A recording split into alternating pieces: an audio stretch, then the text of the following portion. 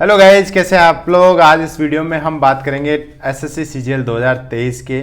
आपको पता है इसका नोटिफिकेशन आने वाला है 1 अप्रैल को, और जून जुलाई में एक्सपेक्टेड हम कर सकते हैं टीयर 1 का एग्जाम। जून और जुलाई 2023 में इसका एग्जाम होने वाला है, तो लगभग 3 महीने का टाइम बचा हुआ है। इसके हिसाब से हम 3 मंथ्स स्टडी प्लान यहाँ पे डिस्कस करेंगे।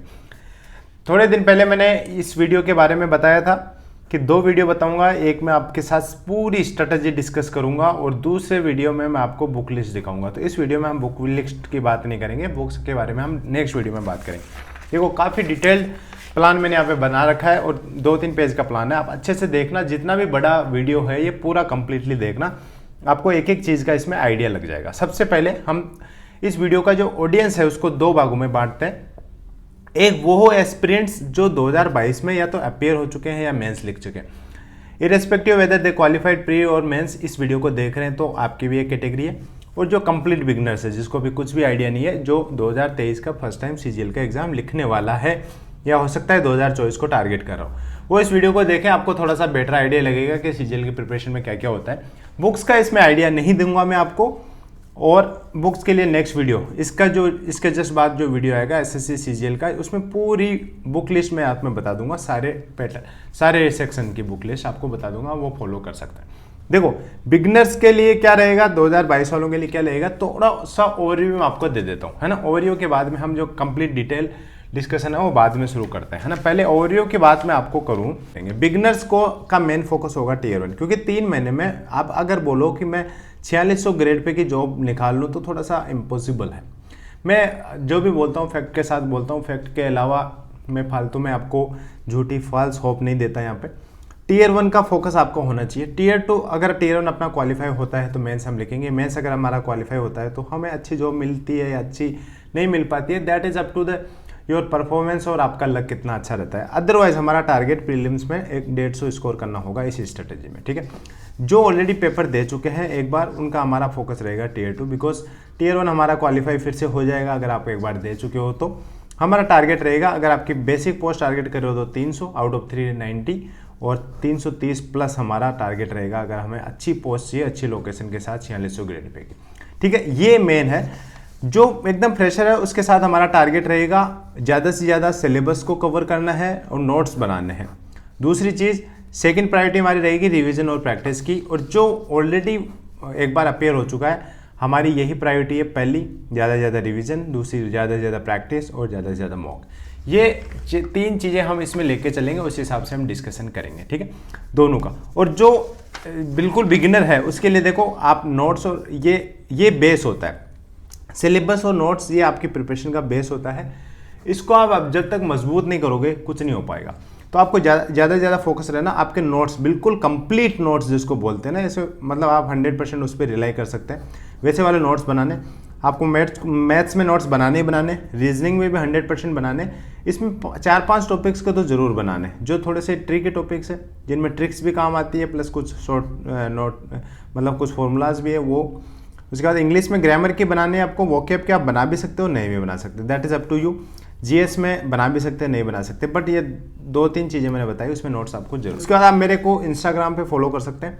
आपको साइड में मैं आईडी भी दिखा दूंगा। मिस्टर टू टेल्स नाम से चैनल है, ये @Mr. Two Tales मेरी आईडी है, और शंकर सेसमा के नाम से आएगा। इसमें लगभग 27,000 के आसपास फॉलोवर है, तो आप जो भी आईडी इतने फॉलोअर्स की दिखे वो आप फॉलो कर सकते हैं। प्लस आपको डिस्क्रिप्शन में भी इसका लिंक मिल जाएगा।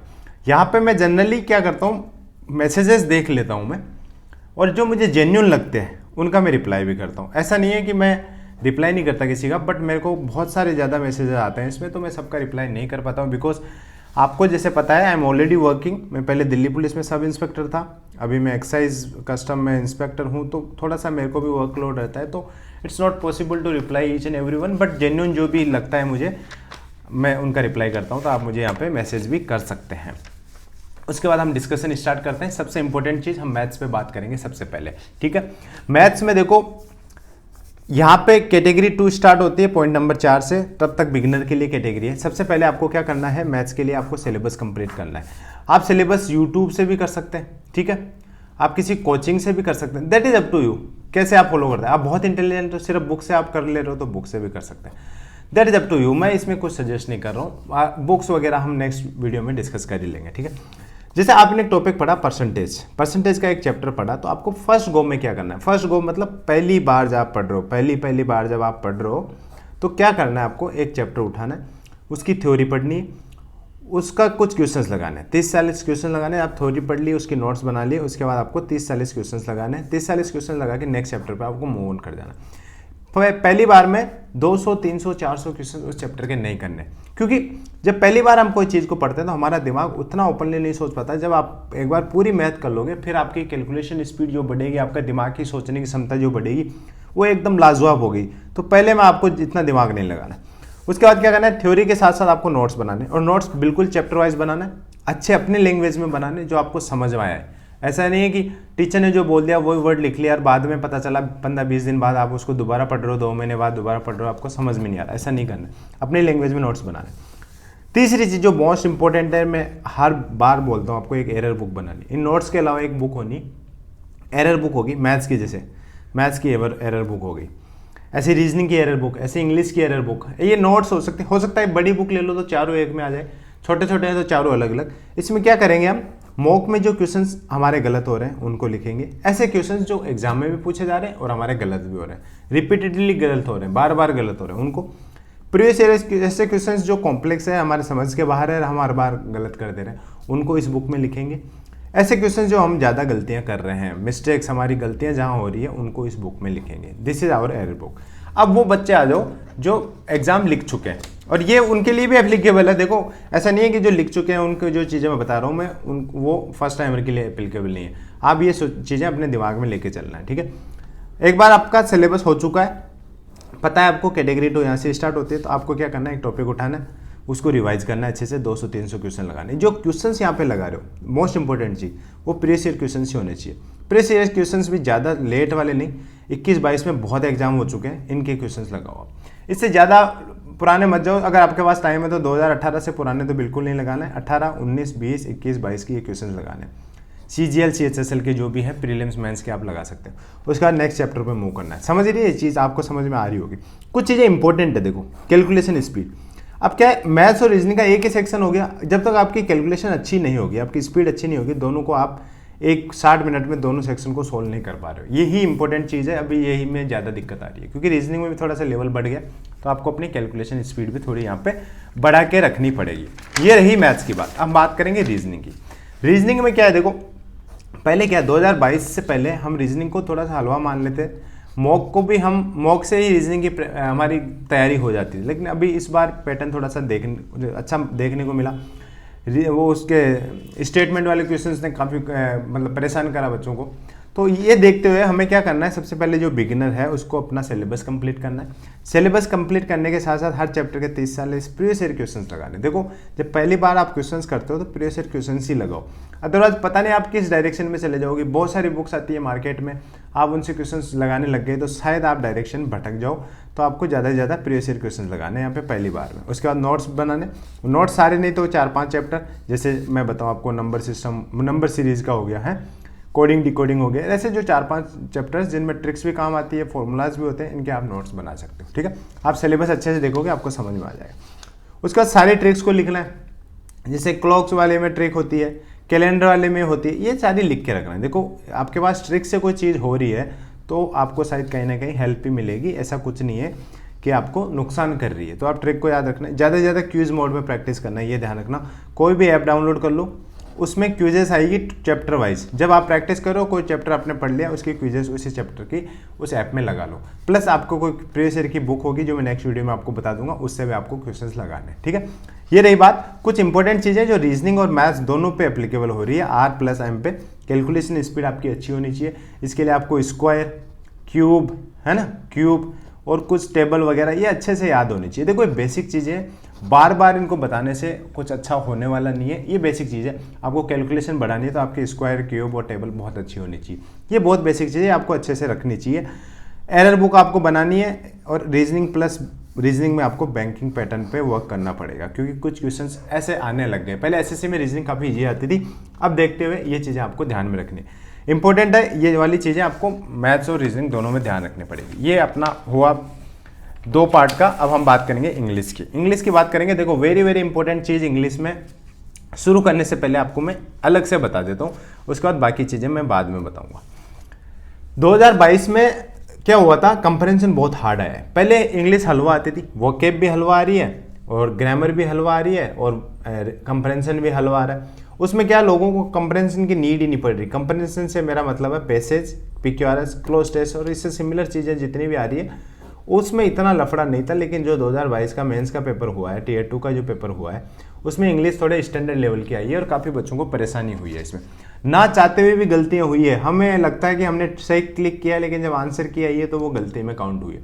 तो इस चीज़ को आपको ध्यान रखना है। कंप्रेंशन बहुत अच्छे से इंप्रूव करना है आपको। कंप्रेंशन इंप्रूव कैसे करना है वो भी बता दूंगा। नेक्स्ट वीडियो में कैसे कैसे बुक्स आपको फॉलो करनी है वो भी बता दूंगा। सबसे पहले 3-4 चीज़ें आपको ध्यान में रखनी है। इंग्लिश में आपको ग्रामर अच्छे से करनी है।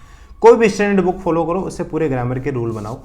बुक में ही आप अपने लैंग्वेज में लिख सकते हो। कोई रूल आपको समझ नहीं आ रहा है इंग्लिश में, आप उसकी हिंदी लिख ली, उसी बुक में लिख ली, या अलग से आप नोटबुक बनाओगे तो काफ़ी ज़्यादा टाइम वेस्ट लगता है इसमें। तो मुझे जहाँ तक लगता है उसी बुक में आपको नोट डाउन कर लेना चाहिए। काफ़ी स्पेस रहता है बुक में। वोकेब आपको 3 से 4 हज़ार वोकेब वर्ड्स आपको याद करने पड़ेंगे। काफ़ी बुक्स आती है इसकी, जो अगले वीडियो में बताने वाला हूँ। कंप्रेंशन आपको, ये बहुत इंपॉर्टेंट है। जब किसी का ये अच्छा हो जाता है तो इन दोनों की भी पूर्ति कर देता है। ये ध्यान रखना, compression is the most important thing. अगर आपका ये अच्छा है तो वोकेब और ग्रामर तो एक टाइम के लिए चल भी जाती है, लेकिन बहुत अच्छा होना चाहिए। इसके लिए रीडिंग हैबिट आपको इंप्रूव करनी पड़ेगी। उसमें नॉवल, न्यूज़पेपर दोनों आप पढ़ सकते हैं, लेकिन आजकल जो 2022 का पेपर देखने को मिला उसमें न्यूज़पेपर इंपॉर्टेंस रखता है, क्योंकि न्यूज़पेपर की एज इट इज़ एडिटोरियल इसमें पूछे गए थे। तो न्यूज़पेपर के एडिटोरियल पढ़ना, और उसके अलावा इंग्लिश के क्यूज लगाना, जिसमें आप वोकेब क्यूज लगा सकते हो, ग्रामर के क्यूज लगा सकते हो, कंप्रेंशन के क्यूज लगा सकते हो, और नोट्स आपको बनाने। ग्रामर के तो बना ही सकते हो, जैसे बुक में भी लिख सकते हो। जैसे मैंने बताया, वोकेबलरी के कन्फ्यूजिंग वर्ड्स लिख सकते हो, क्योंकि 3-4 हज़ार वोकेबलरी के words banana it's not wise, because already आपके पास बुक होगी, स्टैंडर्ड बुक में वोकेब होगी और प्रीवियस ईयर क्वेश्चन की बुक होगी आपके पास, उसके बाद उसमें वोकेब होगी। तो कहीं ना कहीं आप नोट्स अवॉइड कर सकते हो। देखो, कंप्रेंशन के लिए एक चीज़ मैं आपको सजेस्ट करता हूँ, ये आती है, आपको दिख रही है कि नियॉन पब्लिकेशन की आती है, क्लोज टेस्ट और जंबल PQRS दोनों के लिए आती है, मनीषा बंसल मैम की। ये एक शॉर्टकट। कंप्रेंशन आप अच्छा न्यूज़पेपर से नहीं कर पा रहे, कहना है कि आपको फिर भी डिफिकल्टी हो रही है, तो you can go through this book. इसमें क्या है, सारे जितने भी पैसेज आते हैं उनके डिटेल एनालिसिस इसमें दिया होता है कि इस पैसेज में एक्चुअल में क्या डिस्कशन हुआ है, जो क्वेश्चंस पूछे गए हैं उसको किस एंगल से हमको सॉल्व करना है, ये पूरी चीज़ें इसमें दी हुई होती है। पूरी वोकेबलरी आई, उसका मीनिंग अच्छे से समझाया होता है। इस क्वेश्चन का कैसे हम आंसर कर सकते थे उसको पूरा अच्छे से डिटेल में समझाया। ऐसे PQRS की भी एक बुक आती है, दोनों बुक है, आप चेकआउट कर सकते हैं, इनका डिस्क्रिप्शन में लिंक मिल जाएगा। उसके बाद हम बात करेंगे GK GS की। देखो, वो दिन गए जब हम इसको इग्नोर करते थे, और हंसी आती है मुझे जब हम, ऐसा होता था 2018, 16, 17 में। 16, 17 में खैर इजी पूछा, 18, 19 में हम ऐसे सोचते कि GK में 10, 15, 20 नंबर लाके, 15-20 नंबर लाके भी अच्छे पोस्ट पा जा रहे थे हम। लेकिन अब ऐसा नहीं हो पा रहा है, क्योंकि ये थोड़ा सा टफ हुआ है, क्योंकि रीजनिंग, मैथ्स और इंग्लिश में लोग लगभग स्कोर कर ही ले रहे हैं। अब आपका जो डिसाइडिंग फैक्टर है वो GK GS यहाँ पर हो गया। आपको क्या करना है, इसको कैसे तैयार करना है ये मैं आपको बता देता हूँ। देखो, सबसे पहले तो आपको डेली पढ़ना पड़ेगा। आप बुक पढ़ रहे हो, कुछ भी पढ़ रहे हो, आप NCERT पढ़ रहे हो, बुक पढ़ रहे हो, कोई भी स्टैंडर्ड बुक फॉलो कर रहे हो, आप डेली पढ़ो। क्योंकि जब तक आपके पास इन्फॉर्मेशन नहीं होगी, जब तक आपके पास नॉलेज नहीं होगी, आप GK GS को अच्छे नहीं कर सकते। आप ऐसा नहीं इसमें कोई लॉजिक लगा दो कि x + y = z, ऐसा कोई लॉजिक यहाँ पे नहीं लगता है। लगता है तो आपको थोड़ी बहुत इन्फॉर्मेशन जब पता होगी तभी लगेगा, ऐसे एकदम ब्लैंक लॉजिक यहाँ पे नहीं लगेगा। इसलिए डेली आपको पढ़नी पड़ेगी। इसमें स्टैंडर्ड बुक आप जो भी है इसको फॉलो करना, अगले वीडियो में आपको बताऊंगा। उनका अंदर ही बुक के अंदर ही नोट्स बना लो। जैसे लूसेंट एक बुक आती है इसमें, उसके अंदर काफ़ी सारी जगह आती है। आपको कोई इन्फॉर्मेशन मिली मॉक से, उसी इन्फो को वहाँ लिख लिया। वो जो भी, जैसे प्रेसिडेंट के बारे में कुछ बताया गया मॉक में, ठीक है, जो आपको लगता है कहीं ना कहीं लूसेंट में अवेलेबल नहीं है, तो प्रेसिडेंट वाला चैप्टर निकालो पॉलिटी में, फिर वहाँ पे लिख दो, उसको हाईलाइट कर दो, अंडरलाइन कर दो, उससे उसी बुक को अपना नोट्स बना लो। क्योंकि इस बुक को वापस से नोट्स में उतारना मुझे लगता है कहीं ना कहीं एक टाइम वेस्ट है और बहुत ज़्यादा बड़ा टास्क भी मुझे जहाँ तक लगता है। इसमें मेहनत लगेगी आपकी ज़्यादा, ये बात आप ध्यान रख लो। ऐसा नहीं है जितनी मेहनत करोगे उतना फल मिल जाएगा। अच्छी पोस्ट चाहिए तो इसमें अच्छा स्कोर भी चाहिए, मेहनत लगेगी ज़्यादा, नंबर आएंगे कम, लेकिन आपको होप अपनी लूज़ नहीं करनी। ये एक मेरा इसमें मंत्र है, ये मंत्र मान लो, कुछ भी मान लो, आपको सक्सेस तो ये दिला के रहेगा। मेहनत ज़्यादा लगेगी, मार्क्स कम आएंगे, आपको होप रखनी पड़ेगी। और करंट अफेयर्स आपको 6 महीने के यहाँ कर लो। अगर आपका टाइम परमिट करता है, आपको लगता है आपने एक बार एग्जाम दे रखा है और आपके पास टाइम है एनफ, प्रैक्टिस के बाद भी टाइम बच जा रहा है, तो आप 9 महीने का कर सकते हैं। Otherwise 6 months is more than enough, मतलब जनवरी 2023 से स्टार्ट आप कर सकते हैं, ठीक है। उसके बाद एक चीज़ के बारे में और डिस्कशन हम यहाँ कर लेते हैं, जिनने लोगों की खटियाँ खड़ी कर दी, लोगों की कई सारी लोगों की जो सिलेक्शन है उसको रोक दिया, और वो है कंप्यूटर। इस बार 10% लोग ऐसे हैं, 10% लोग ऐसे हैं जिनका सिलेक्शन हो रहा था, कट ऑफ से ज़्यादा नंबर है उनके, बट वो फेल हो गए, वो कंप्यूटर में फेल हो गए। कंप्यूटर में फेल होने का मतलब है आपकी जॉब चलेगी, जॉब लायक नहीं बचे आप, क्योंकि इसमें कंपलसरी क्वालिफिकेशन है। तो अगर आप ये क्वालिफाई नहीं करते तो आप जॉब नहीं पा सकते। तो इससे आप एक स्टैंडर्ड बुक मंगाना। नेक्स्ट वीडियो में मोस्ट प्रोबेबली एक अच्छी बुक आपको मैं सजेस्ट करूँगा, बुक मंगाना और उसमें इतना पढ़ लेना कि आपको क्वालिफाई हो जाए। आप 18 नंबर है UR के, वो आ जाए। इसमें कोई मतलब वो नहीं होना चाहिए डाउट, आपको ये मिनिमम मार्क्स लाने ही पड़ेंगे, अदरवाइज आपको जॉब नहीं मिलेगी, ठीक है। ये रही बात इनकी। और एक और चीज़, हाँ, इसमें मॉक टेस्ट भी बच गया, मॉक टेस्ट भी बता ही देता हूँ आपको। देखो इस बार जो मेंस का मेरा एक्सपीरियंस है, जो मेंस का मेरा एक्सपीरियंस क्या, मैंने पेपर देखे हैं, आंसर की देखी है, उसके आधार पे मैं एनालिसिस जो किया है उसके आधार पे मैं बता सकता हूँ कि मॉक टेस्ट का जो पहले रिलेवेंस जितना था उसका 50% कर दिया SSC ने। इस बार बिल्कुल हटके आया है, मतलब मॉक टेस्ट का जो हम जो देखते हैं कि पहले एक एज इट इज़ 99% पैटर्न मिल जाता था मॉक टेस्ट का, इस बार नहीं हुआ है। लेकिन फिर भी आपको मॉक टेस्ट लगाने, लेकिन शुरू में आपको ज़्यादा कम मॉक लगाने, ज़्यादा आपको प्रैक्टिस करनी है। प्रैक्टिस भी करनी है प्रीवियस ईयर क्वेश्चंस की, प्रीवियस ईयर क्वेश्चन PYQ की, ठीक है।